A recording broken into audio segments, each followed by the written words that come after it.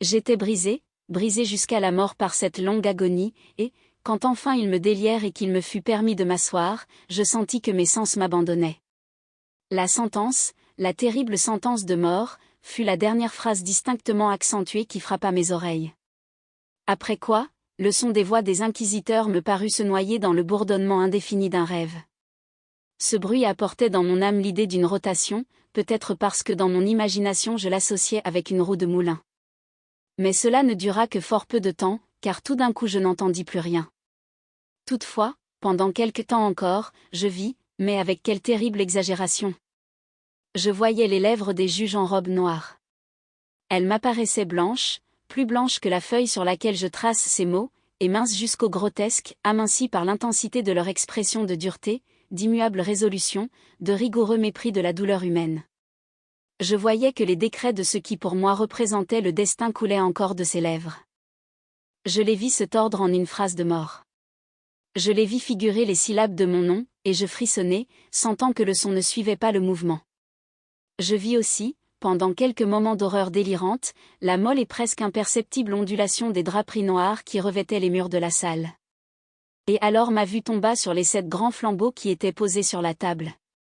D'abord ils revêtirent l'aspect de la charité, et m'apparurent comme des anges blancs et sveltes qui devaient me sauver, mais alors, et tout d'un coup, une nausée mortelle envahit mon âme, et je sentis chaque fibre de mon être frémir comme si j'avais touché le fil d'une pile voltaïque, et les formes angéliques devenaient des spectres insignifiants, avec des têtes de flammes, et je voyais bien qu'il n'y avait aucun secours à espérer d'eux.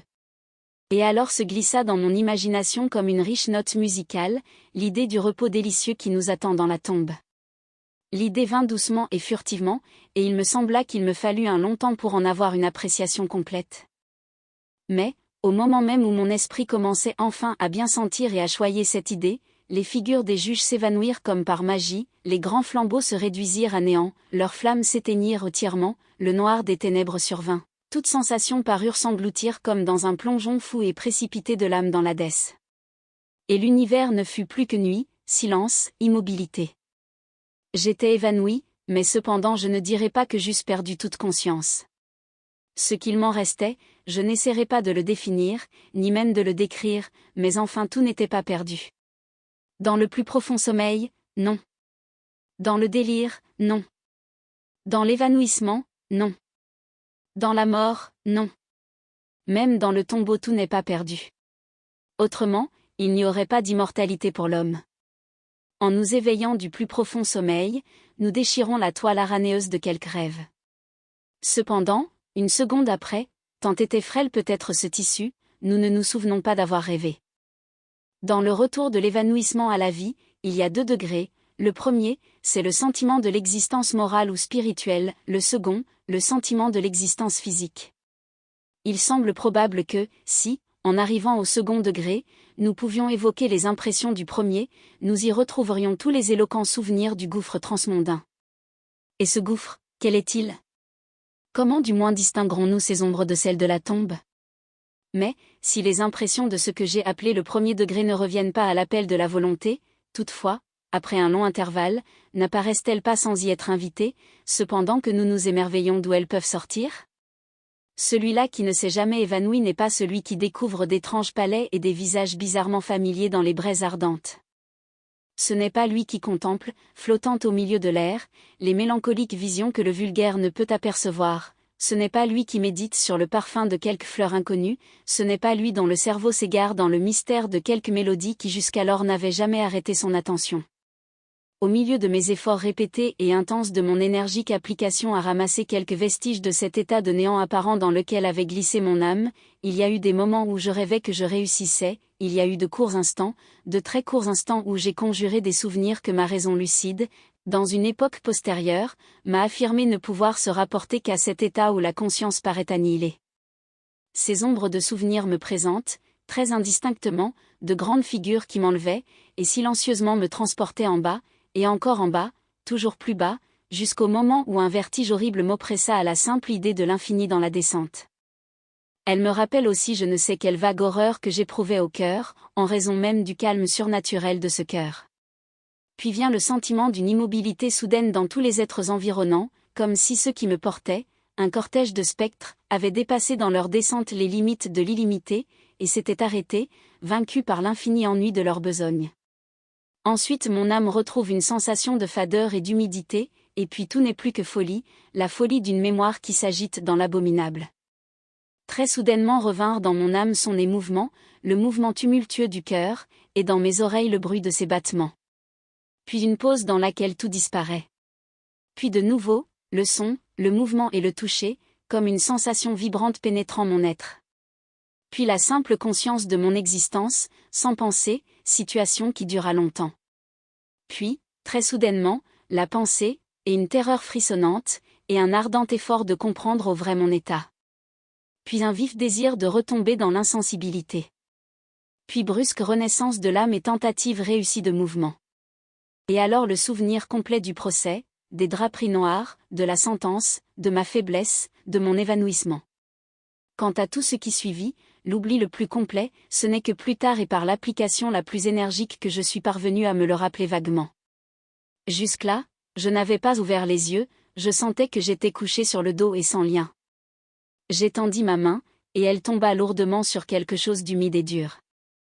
Je la laissai reposer ainsi pendant quelques minutes, m'évertuant à deviner où je pouvais être et ce que j'étais devenu. J'étais impatient de me servir de mes yeux, mais je n'osais pas. Je redoutais le premier coup d'œil sur les objets environnants. Ce n'était pas que je craignisse de regarder des choses horribles, mais j'étais épouvanté de l'idée de ne rien voir. À la longue, avec une folle angoisse de cœur, j'ouvris vivement les yeux. Mon affreuse pensée se trouvait donc confirmée. La noirceur de l'éternelle nuit m'enveloppait. Je fis un effort pour respirer. Il me semblait que l'intensité des ténèbres m'oppressait et me suffoquait. L'atmosphère était intolérablement lourde. Je restai paisiblement couché, et je fis un effort pour exercer ma raison. Je me rappelai les procédés de l'Inquisition, et, partant de là, je m'appliquai à en déduire ma position réelle. La sentence avait été prononcée, et il me semblait que, depuis lors, il s'était écoulé un long intervalle de temps. Cependant, je n'imaginais pas un seul instant que je fusse réellement mort. Une telle idée, en dépit de toutes les fictions littéraires, est tout à fait incompatible avec l'existence réelle, mais où étais-je, et dans quel état ? Les condamnés à mort, je le savais, mouraient ordinairement dans les auto-da-fé. Une solennité de ce genre avait été célébrée le soir même du jour de mon jugement. Avais-je été réintégré dans mon cachot pour y attendre le prochain sacrifice qui ne devait avoir lieu que dans quelques mois ? Je vis tout d'abord que cela ne pouvait pas être. Le contingent des victimes avait été mis immédiatement en réquisition, de plus, mon premier cachot, comme toutes les cellules des condamnés à Tolède, était pavé de pierres, et la lumière n'en était pas tout à fait exclue. Tout à coup une idée terrible chassa le sang par torrent vers mon cœur, et, pendant quelques instants, je retombai de nouveau dans mon insensibilité. En revenant à moi, je me dressai d'un seul coup sur mes pieds, tremblant convulsivement dans chaque fibre. J'étendis follement mes bras au-dessus et autour de moi, dans tous les sens je ne sentais rien, cependant, je tremblais de faire un pas, j'avais peur de me heurter contre les murs de ma tombe. La sueur jaillissait de tous mes pores et s'arrêtait en grosses gouttes froides sur mon front. L'agonie de l'incertitude devint à la longue intolérable, et je m'avançai avec précaution, étendant les bras et dardant mes yeux hors de leurs orbites, dans l'espérance de surprendre quelques faibles rayons de lumière. Je fis plusieurs pas, mais tout était noir et vide. Je respirai plus librement. Enfin il me parut évident que la plus affreuse des destinées n'était pas celle qu'on m'avait réservée.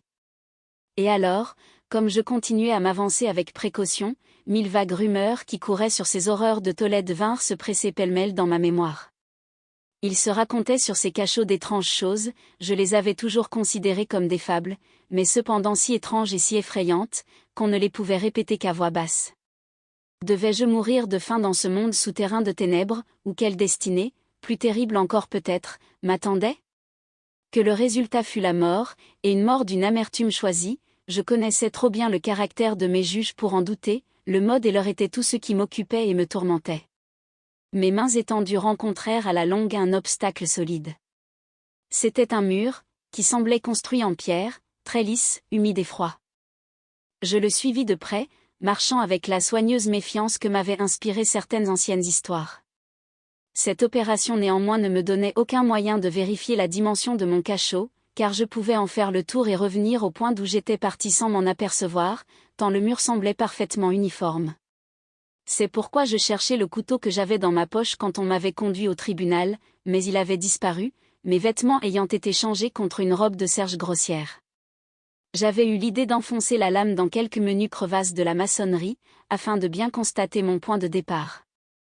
La difficulté cependant était bien vulgaire, mais d'abord, dans le désordre de ma pensée, elle me sembla insurmontable. Je déchirai une partie de l'ourlet de ma robe, et je plaçai le morceau par terre, dans toute sa longueur et à angle droit contre le mur.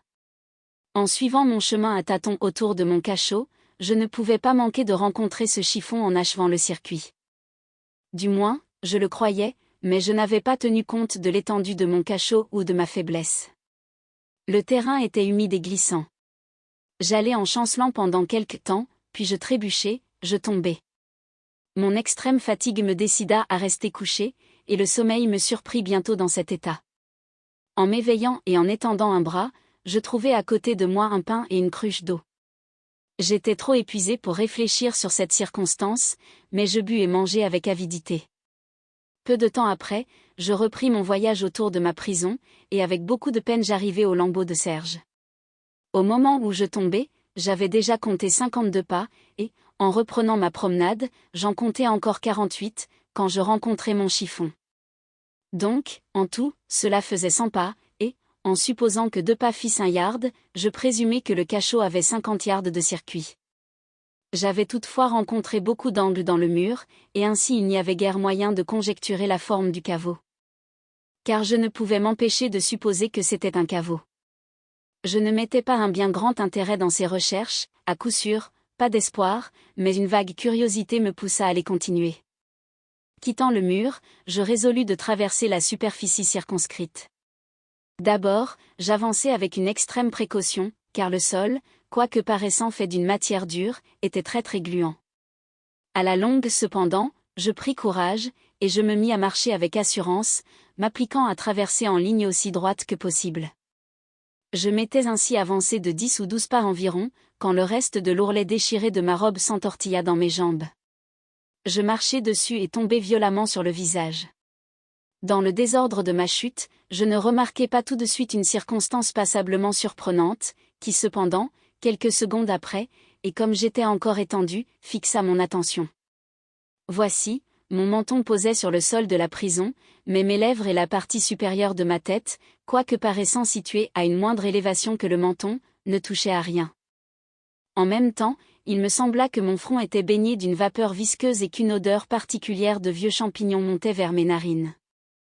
J'étendis le bras, et je frissonnai en découvrant que j'étais tombé sur le bord même d'un puits circulaire, dont je n'avais, pour le moment, aucun moyen de mesurer l'étendue. En tâtant la maçonnerie juste au-dessous de la margelle, je réussis à déloger un petit fragment, et je le laissai tomber dans l'abîme. Pendant quelques secondes, je prêtai l'oreille à ces ricochets, il battait dans sa chute les parois du gouffre, à la fin, il fit dans l'eau un lugubre plongeon, suivi de bruyants échos. Au même instant, un bruit se fit au-dessus de ma tête, comme d'une porte presque aussitôt fermée couverte, pendant qu'un faible rayon de lumière traversait soudainement l'obscurité et s'éteignait presque en même temps. Je vis clairement la destinée qui m'avait été préparée, et je me félicitai de l'accident opportun qui m'avait sauvé. Un pas de plus, et le monde ne m'aurait plus revu. Et cette mort évitée à temps portait ce même caractère que j'avais regardé comme fabuleux et absurde dans les contes qui se faisaient sur l'Inquisition. Les victimes de sa tyrannie n'avaient pas d'autre alternative que la mort avec ses plus cruelles agonies physiques, ou la mort avec ses plus abominables tortures morales. J'avais été réservé pour cette dernière. Mes nerfs étaient détendus par une longue souffrance, au point que je tremblais au son de ma propre voix, et j'étais devenu à tous égards un excellent sujet pour l'espèce de torture qui m'attendait. Tremblant de tous mes membres, je rebroussai chemin à tâtons vers le mur, résolu à m'y laisser mourir plutôt que d'affronter l'horreur des puits, que mon imagination multipliait maintenant dans les ténèbres de mon cachot. Dans une autre situation d'esprit, j'aurais eu le courage d'en finir avec mes misères, d'un seul coup, par un plongeon dans l'un de ces abîmes, mais maintenant j'étais le plus parfait des lâches. Et puis il m'était impossible d'oublier ce que j'avais lu au sujet de ces puits, que l'extinction soudaine de la vie était une possibilité soigneusement exclue par l'infernal génie qui en avait conçu le plan. L'agitation de mon esprit me tint éveillé pendant de longues heures, mais à la fin je m'assoupis de nouveau. En m'éveillant, je trouvai à côté de moi, comme la première fois, un pain et une cruche d'eau.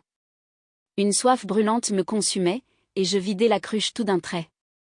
Il faut que cette eau ait été droguée, car à peine l'eus-je bu que je m'assoupis irrésistiblement. Un profond sommeil tomba sur moi, un sommeil semblable à celui de la mort. Combien de temps dura-t-il, je n'en puis rien savoir, mais, quand je rouvris les yeux, les objets autour de moi étaient visibles. Grâce à une lueur singulière, sulfureuse, dont je ne pus pas d'abord découvrir l'origine, je pouvais voir l'étendue et l'aspect de la prison. Je m'étais grandement mépris sur sa dimension. Les murs ne pouvaient pas avoir plus de 25 yards de circuit. Pendant quelques minutes, cette découverte fut pour moi un immense trouble bien puéril, en vérité, car, au milieu des circonstances terribles qui m'entouraient, que pouvait-il y avoir de moins important que les dimensions de ma prison ? Mais mon âme mettait un intérêt bizarre dans des niaiseries, et je m'appliquai fortement à me rendre compte de l'erreur que j'avais commise dans mes mesures. À la fin, la vérité m'apparut comme un éclair. Dans ma première tentative d'exploration, j'avais compté 52 pas, jusqu'au moment où je tombais, je devais être alors à un pas ou deux du morceau de serge. Dans le fait, j'avais presque accompli le circuit du caveau. Je m'endormis alors, et, en m'éveillant, il faut que je sois retourné sur mes pas, créant ainsi un circuit presque double du circuit réel. La confusion de mon cerveau m'avait empêché de remarquer que j'avais commencé mon tour avec le mur à ma gauche, et que je finissais avec le mur à ma droite. Je m'étais aussi trompé relativement à la forme de l'enceinte. En tâtant ma route, j'avais trouvé beaucoup d'angles, et j'en avais déduit l'idée d'une grande irrégularité, tant est puissant l'effet d'une totale obscurité sur quelqu'un qui sort d'une léthargie ou d'un sommeil. Ces angles étaient simplement produits par quelques légères dépressions ou retraits à des intervalles inégaux. La forme générale de la prison était un carré. Ce que j'avais pris pour de la maçonnerie semblait maintenant du fer, ou tout autre métal, en plaques énormes, dont les sutures et les joints occasionnaient les dépressions. La surface entière de cette construction métallique était grossièrement barbouillée de tous les emblèmes hideux et répulsifs auxquels la superstition sépulcrale des moines a donné naissance. Des figures de démons, avec des airs de menace, avec des formes de squelettes, et d'autres images d'une horreur plus réelle souillaient les murs dans toute leur étendue. J'observai que les contours de ces monstruosités étaient suffisamment distincts, mais que les couleurs étaient flétries et altérées, comme par l'effet d'une atmosphère humide. Je remarquai alors le sol, qui était en pierre. Au centre bâillait le puits circulaire, à la gueule duquel j'avais échappé, mais il n'y en avait qu'un seul dans le cachot. Je vis tout cela indistinctement et non sans effort, car ma situation physique avait singulièrement changé pendant mon sommeil. J'étais maintenant couché sur le dos, tout de mon long, sur une espèce de charpente de bois très basse. J'y étais solidement attaché avec une longue bande qui ressemblait à une sangle. Elle s'enroulait plusieurs fois autour de mes membres et de mon corps, ne laissant de liberté qu'à ma tête et à mon bras gauche, mais encore me fallait-il faire un effort des plus pénibles pour me procurer la nourriture contenue dans un plat de terre posé à côté de moi sur le sol. Je m'aperçus avec terreur que la cruche avait été enlevée. Je dis, avec terreur, car j'étais dévoré d'une intolérable soif. Il me sembla qu'il entrait dans le plan de mes bourreaux d'exaspérer cette soif, car la nourriture contenue dans le plat était une viande cruellement assaisonnée. Je levai les yeux, et j'examinai le plafond de la prison. Il était à une hauteur de 30 ou 40 pieds, et, par sa construction, il ressemblait beaucoup aux murs latéraux. Dans un de ces panneaux, une figure des plus singulières fixa toute mon attention. C'était la figure peinte du temps, comme il est représenté d'ordinaire, sauf qu'au lieu d'une faux il tenait un objet qu'au premier coup d'œil je pris pour l'image peinte d'un énorme pendule, comme on en voit dans les horloges antiques. Il y avait néanmoins dans l'aspect de cette machine quelque chose qui me fit la regarder avec plus d'attention. Comme je l'observais directement, les yeux en l'air, car elle était placée juste au-dessus de moi, je crus la voir remuer. Un instant après, mon idée était confirmée. Son balancement était court, et naturellement très lent. Je l'épiai pendant quelques minutes, non sans une certaine défiance, mais surtout avec étonnement. Fatigué à la longue de surveiller son mouvement fastidieux, je tournai mes yeux vers les autres objets de la cellule. Un léger bruit attira mon attention, et, regardant le sol, je vis quelques rats énormes qui le traversaient. Ils étaient sortis par le puits, que je pouvais apercevoir à ma droite. Au même instant, comme je les regardais, Ils montèrent par troupes, en toute hâte, avec des yeux voraces, affriandés par le fumet de la viande. Il me fallait beaucoup d'efforts et d'attention pour les en écarter. Il pouvait bien s'être écoulé une demi-heure, peut-être même une heure, car je ne pouvais mesurer le temps que très imparfaitement, quand je levai de nouveau les yeux au-dessus de moi. Ce que je vis alors me confondit et me stupéfia. Le parcours du pendule s'était accru presque d'un yard, sa vélocité, conséquence naturelle, était aussi beaucoup plus grande. Mais ce qui me troubla principalement fut l'idée qu'il était visiblement descendu. J'observai alors, avec quel effroi, il est inutile de le dire, que son extrémité inférieure était formée d'un croissant d'acier étincelant, ayant environ un pied de long d'une corne à l'autre. Les cornes dirigées en haut, et le tranchant inférieur évidemment affilé comme celui d'un rasoir. Comme un rasoir aussi, il paraissait lourd et massif, s'épanouissant, à partir du fil, en une forme large et solide. Il était ajusté à une lourde verge de cuivre, et le tout sifflait en se balançant à travers l'espace. Je ne pouvais pas douter plus longtemps du sort qui m'avait été préparé par l'atroce ingéniosité monacale. Ma découverte du puits était devinée par les agents de l'Inquisition, le puits, dont les horreurs avaient été réservées à un hérétique aussi téméraire que moi, le puits, figure de l'enfer, est considéré par l'opinion comme l'ultimatum de tout leur châtiment. J'avais évité le plongeon par le plus fortuit des accidents, et je savais que l'art de faire du supplice un piège et une surprise formait une branche importante de tout ce fantastique système d'exécution secrète. Or, ayant manqué ma chute dans l'abîme, il n'entrait pas dans le plan démoniaque de m'y précipiter. J'étais donc voué, et cette fois sans alternative possible, à une destruction différente et plus douce, plus douce. J'ai presque souri dans mon agonie en pensant à la singulière application que je faisais d'un pareil mot. Que sert-il de raconter les longues heures d'horreur plus que mortelles durant lesquelles je comptais les oscillations vibrantes de l'acier? Pouce par pouce, ligne par ligne, il opérait une descente graduée et seulement appréciable à des intervalles qui me paraissaient des siècles, et toujours il descendait, toujours plus bas, toujours plus bas. Il s'écoula des jours, il se peut que plusieurs jours se soient écoulés, avant qu'il vînt se balancer assez près de moi pour m'éventer avec son souffle âcre. L'odeur de l'acier aiguisé s'introduisait dans mes narines. Je priai le ciel, je le fatiguai de ma prière, de faire descendre l'acier plus rapidement. Je devins fou, frénétique, et je m'efforçai de me soulever, d'aller à la rencontre de ce terrible cimeterre mouvant. Et puis, soudainement, je tombai dans un grand calme, et je restai étendu, souriant à cette mort étincelante, comme un enfant à quelque précieux joujou. Il se fit un nouvel intervalle de parfaite insensibilité, intervalle très court, car, en revenant à la vie, je ne trouvai pas que le pendule fût descendu d'une quantité appréciable. Cependant, il se pourrait bien que ce temps eût été long, car je savais qu'il y avait des démons qui avaient pris note de mon évanouissement, et qui pouvaient arrêter la vibration à leur gré. En revenant à moi, j'éprouvai un malaise et une faiblesse, inexprimables, comme par suite d'une longue inanition. Même au milieu des angoisses présentes, la nature humaine implorait sa nourriture. Avec un effort pénible, j'étendis mon bras gauche aussi loin que mes liens me le permettaient, et je m'emparai d'un petit reste que les rats avaient bien voulu me laisser. Comme j'emportais une partie à mes lèvres, une pensée informe de joie, d'espérance, traversa mon esprit. Cependant, qu'y avait-il de commun entre moi et l'espérance? C'était, dis-je, une pensée informe, l'homme en a souvent de semblables qui ne sont jamais complétés. Je sentis que c'était une pensée de joie, d'espérance, mais je sentis aussi qu'elle était morte en naissant. Vainement je m'efforçai de la parfaire, de la rattraper. Ma longue souffrance avait presque annihilé les facultés ordinaires de mon esprit. J'étais un imbécile, un idiot. La vibration du pendule avait lieu dans un plan faisant angle droit avec ma longueur. Je vis que le croissant avait été disposé pour traverser la région du cœur. Il éraillerait la serge de ma robe, puis il reviendrait et répéterait son opération, encore, et encore. Malgré l'effroyable dimension de la courbe parcourue et la sifflante énergie de sa descente, qui aurait suffi pour couper même ces murailles de fer, en somme, tout ce qu'il pouvait faire, pour quelques minutes, c'était dérailler ma robe. Et sur cette pensée je fis une pause.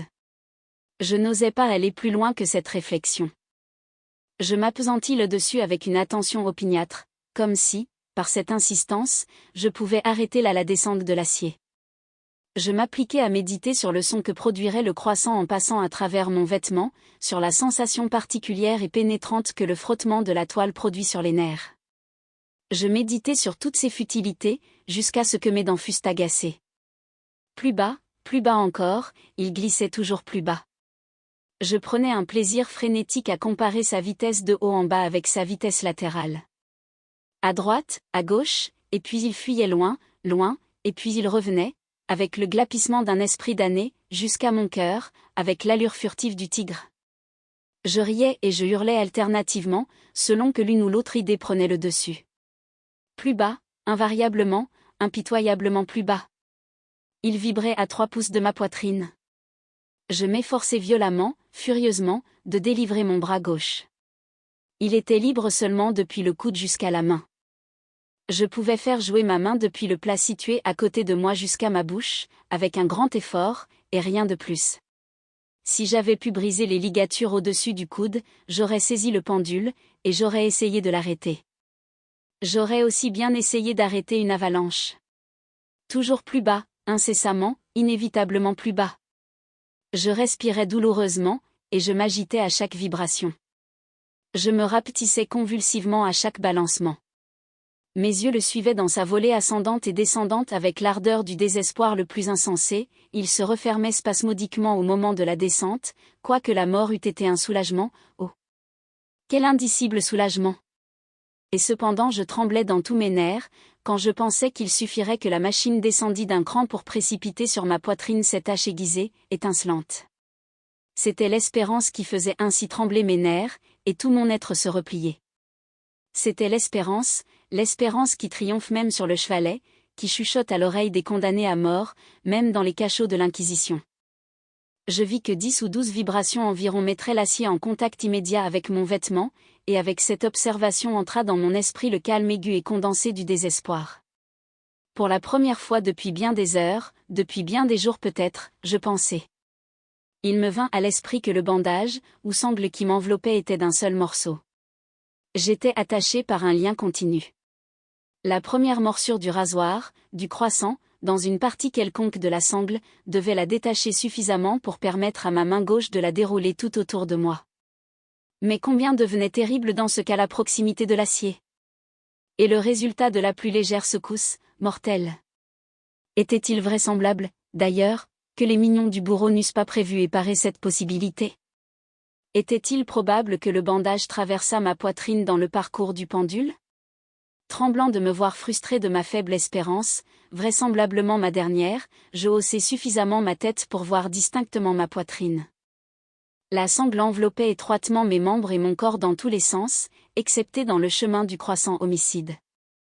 À peine avais-je laissé retomber ma tête dans sa position première, que je sentis briller dans mon esprit quelque chose que je ne saurais mieux définir que la moitié non formée de cette idée de délivrance dont j'ai déjà parlé, et dont une moitié seule avait flotté vaguement dans ma cervelle, lorsque je portais la nourriture à mes lèvres brûlantes. L'idée tout entière était maintenant présente, faible, à peine viable, à peine définie, mais enfin complète. Je me mis immédiatement, avec l'énergie du désespoir, à en tenter l'exécution. Depuis plusieurs heures, le voisinage immédiat du châssis sur lequel j'étais couché fourmillait littéralement de rats. Ils étaient tumultueux, hardis, voraces, leurs yeux rouges dardaient sur moi, comme s'ils n'attendaient que mon immobilité pour faire de moi leur proie. À quelle nourriture, pensais-je, ont-ils été accoutumés dans ce puits? Excepté un petit reste, ils avaient dévoré, en dépit de tous mes efforts pour les en empêcher, le contenu du plat.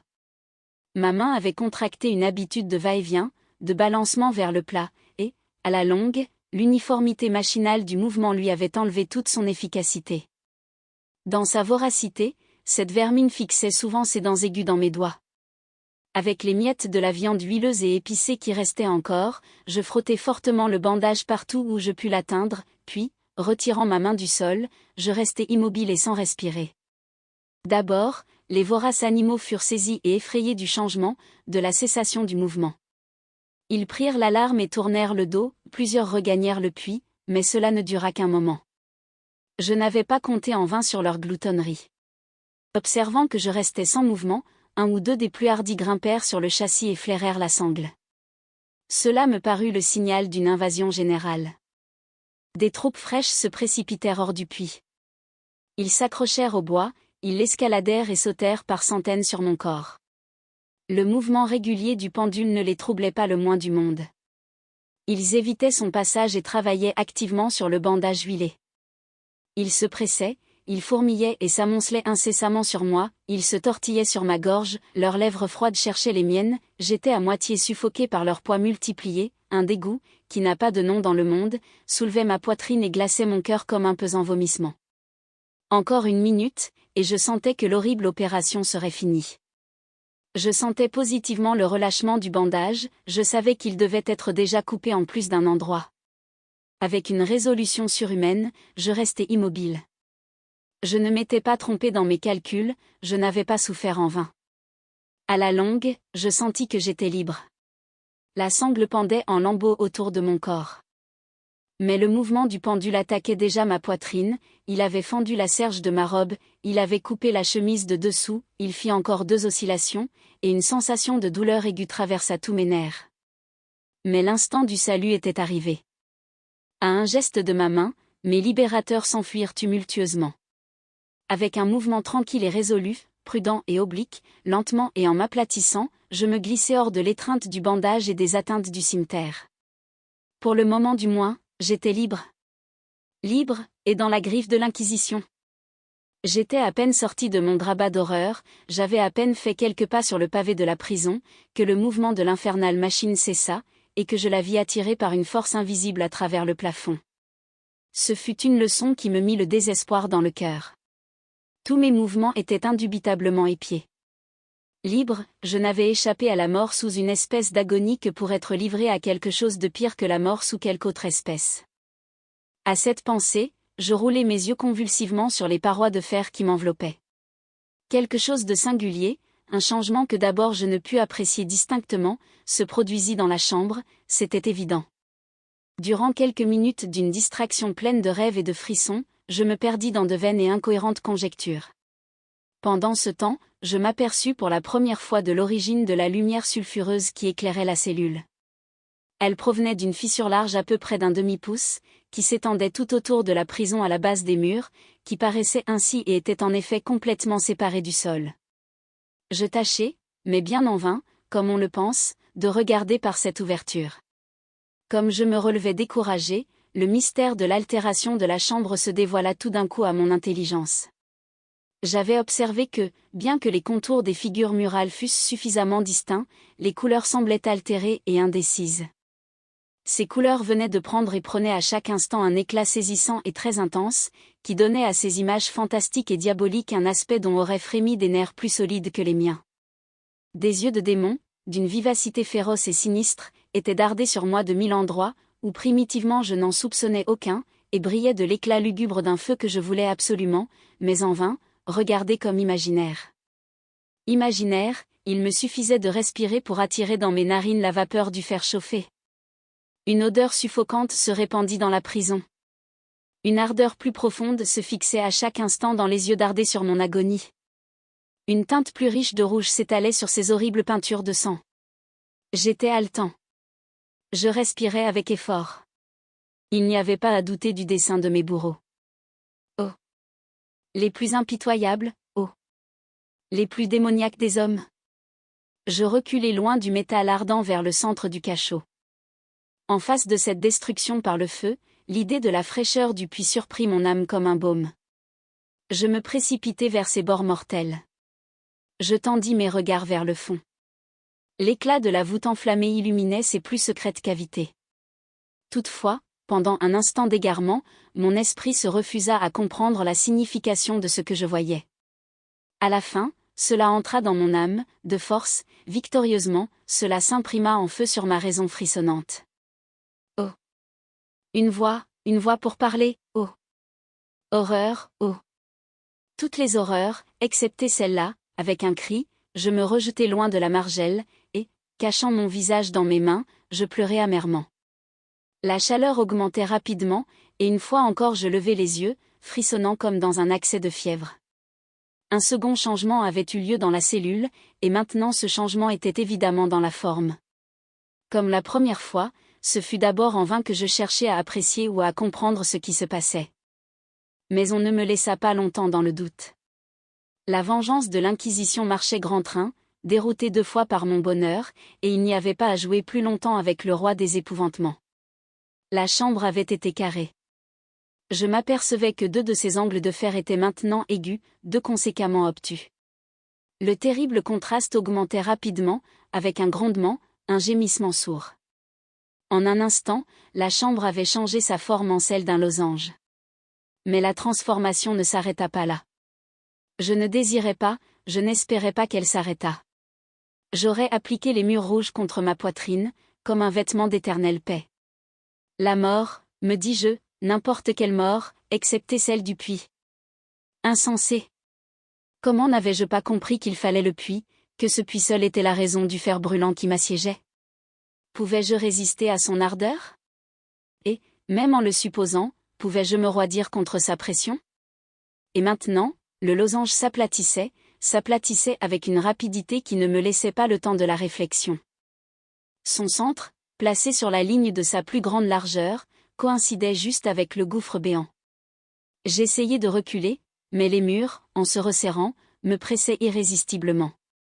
Enfin, il vint un moment où mon corps brûlé et contorsionné trouvait à peine sa place, où il y eut à peine place pour mon pied sur le sol de la prison.